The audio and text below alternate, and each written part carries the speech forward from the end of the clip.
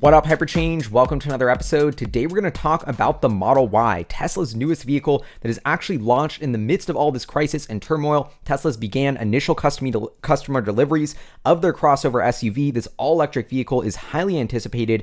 Tesla and Elon Musk have said this could be their best-selling product, outselling the Model 3, S, and X combined. The Model Y, a crossover SUV entering the fastest and most disruptive category of the automotive market. I think in many ways, this Tesla checks the box of so many different angles. In many ways, the best product Tesla's ever produced. Originally, when I was at the Model Y unveil, as I've been following the Model Y, I think a lot of really diehard Tesla fans like myself don't get too excited about it because it's like, oh, it's just like the Model 3, but a little bit bigger. It doesn't get you pumped and like the Cybertruck doesn't blow your mind. But from an actual financial moving the needle perspective, the Model Y is a huge deal. It's a game changer. I've been watching a ton of different review videos. Shout out to all the Tesla tubers making them. It looks beautiful in person, a stunning car. And the more and more I've researched this, I just think this is a huge deal. Tesla is entering a new category of vehicles. Every time they do this, it means huge growth in revenue, means accessing a whole new customer segment, means unlocking a huge amount of pent-up demand because Tesla's never had a crossover utility vehicle before. And so I just think from a functionality, cost, performance perspective, this is an amazing vehicle that the world needs right now. As you can see, I'm super pumped about the Model Y. I want to briefly go through what sort of engineering and technical things are different about the vehicle, then how many I think they could sell, and then what I think the financial impact is to Tesla and why that matters. So a couple different things. The Model Y is apparently very similar to the Model 3, sharing about 75% of the parts. This is why they were able to build the production line so fast. I mean, Tesla unveiled this car in early 2019, March 2019, and it's actually started deliveries in March 2020, just a year and about a full 6 months ahead of time. Tesla, who used to get so much flack for missing their deadlines, for being late, is now way ahead of their deadlines, totally sandbagged their guidance apparently, and has delivered the Model Y super early, and it's here and it's beautiful. They even came through with way more range than they were saying it was going to have. So delivering early, on time, with better specs. I gotta love this from Tesla. But anyway, so the Model Y, very similar to the Model 3 with a bunch of parts. The biggest change, one of them at least, that Elon Musk had hinted on the Ride Lightning podcast was a huge die casting machine for the back part of the body of the Model Y. This is something that Sandy Munro had criticized the Model 3 about, was in the back body piece. There was all these parts that were stamped together, 70 different stamp parts to make this one back piece. And now with this huge new revolutionary die casting machine that Tesla's implemented and they patented, apparently that takes it to one die casted part, replacing 70 stamped parts. So way more simple, addressing these sort of concerns that Sandy Munro had. Once again, Tesla's pace of innovation here, doing so much cool stuff under the hood. The other thing that is a big innovation here is the heat pump. The Model Y is the first ever Tesla with a heat pump. Originally, the Teslas had this really cool cooling mechanism called the super bottle in the Model 3.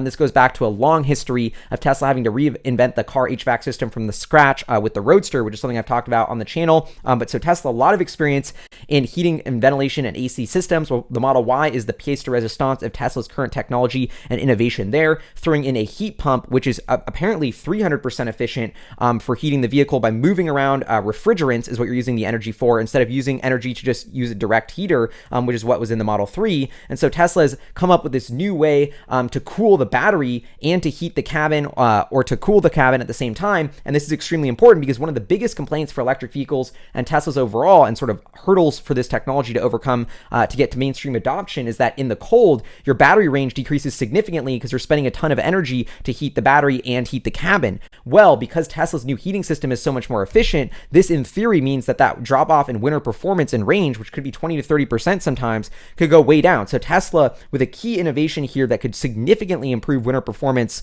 of its vehicles. And this is just another example of how fast Tesla moves, how much their pace of innovation is, and how this is a big deal for customers who now, driving in colder conditions, can suffer from less range anxiety. Another thing, and this is just speculation, there was a ton of rumors about a huge innovation in wiring for the Model Y. The Model S with 3 kilometers of wiring, the Model 3 with 1.5 kilometers of wiring. Wiring is always trying to be reduced because it increases complexity of the system, weight, so the less wiring, the better. The Model Y was rumored to just have 100 meters of wiring, this sort of new rigid wiring harness that could be installed by robots, not people. I don't actually know if that technology has made it into the Model Y or not. That was a rumor that they were having. I haven't been able to confirm that or not. So if you know, let me know, but that's also something to look for. So as far as I can tell, those are pretty much the only differences in the Model Y and the Model 3. We have that new big, die casting piece for the back instead of stamping. Then we have potentially this new wiring harness, but we definitely have that new heat pump. So now let's talk about how many cars they could sell. Welcome to Auto Charts. This is I wanted to go through the US crossover and SUV sales data just to give you a flavor for potentially how many vehicles or units the Model Y could sell. So this entire category sold 7.8 million vehicles as of last year, or in 2019.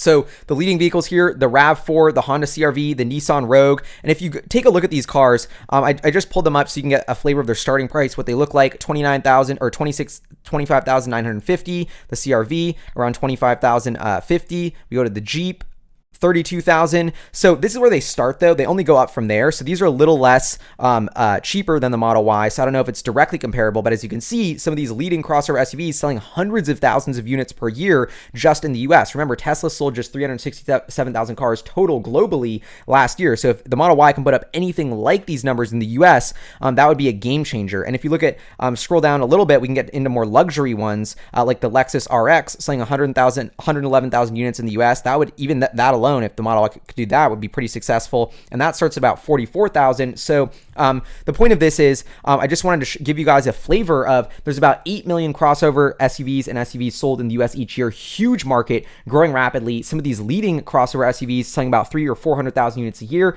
but they're priced around 30,000 average price. If we move up to that 50,000 average price that I think the Model Y will settle in at, you're looking at more 110,000 annualized sales rates, but that's just in the US. So that's to give you a flavor. I mean, historically, the Model 3 outsold every single other vehicle in its category. So if you think about that sort of market share, if we just take a premium crossover and SUV, I think the Model Y could be selling well over 100,000 units just in the US alone. And actually, Tesla is planning way, way more than that. If we go into their Q4 shareholder letter, you can see that they say the production ramp of Model Y started in January 2020.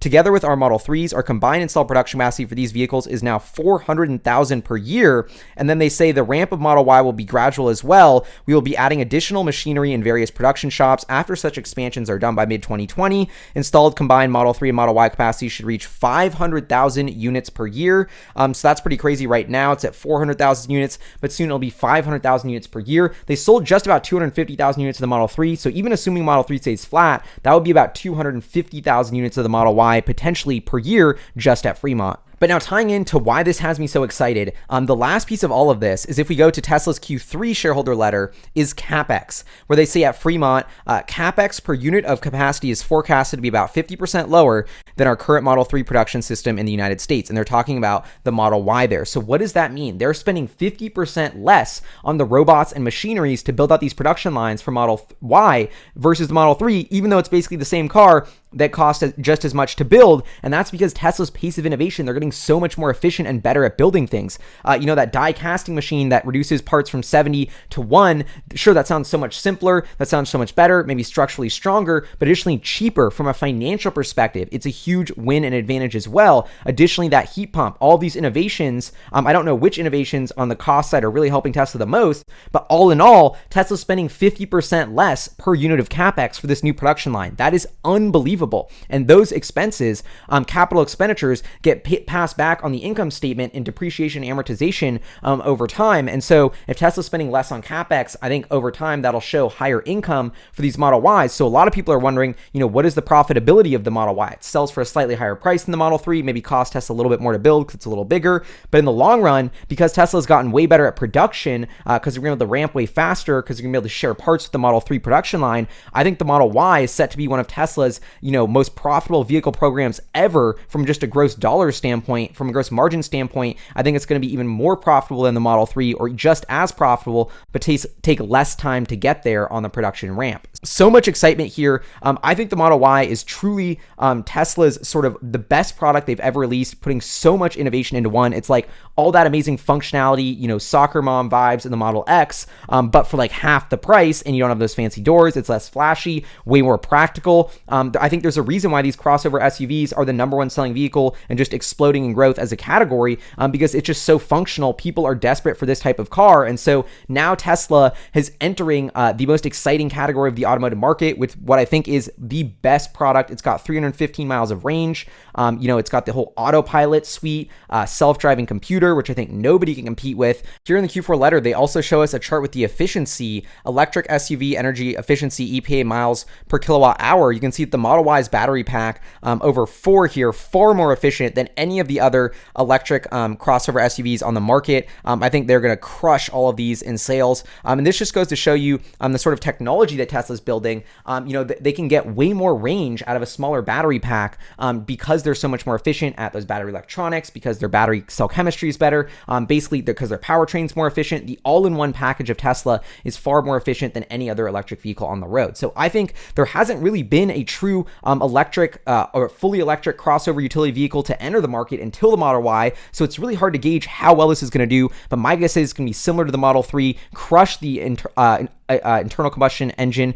competition, outsell them. My personal guess is the Model Y will sell about 300,000 units per year, ramping potentially significantly from there, assuming, the world economy is normal. I do think it will cannibalize the Model 3 to an extent because just a lot of people who were buying the Model 3 wish they could have bought the Model Y, but it didn't exist. So I think we're going to see some cannibalization there. But I think the Model Y is going to be Tesla's best-selling product, probably not in 2020 because the ramp's just starting, but by 2021, the Model Y will be outselling every other Tesla combined. And that's also because in 2021, Tesla's going to be producing Model Ys from its Shanghai Gigafactory as well, which is an equally exciting development. Additionally, that whole Gigafactory Cybertruck thing, their Gigafactory 5 or their new central US Gigafactory is supposedly going to get announced soon, and that'll be where they're going to build Cybertruck and more Model Y because I'm assuming, or they are assuming, they're going to max out at Fremont. So anyway, that is what it is.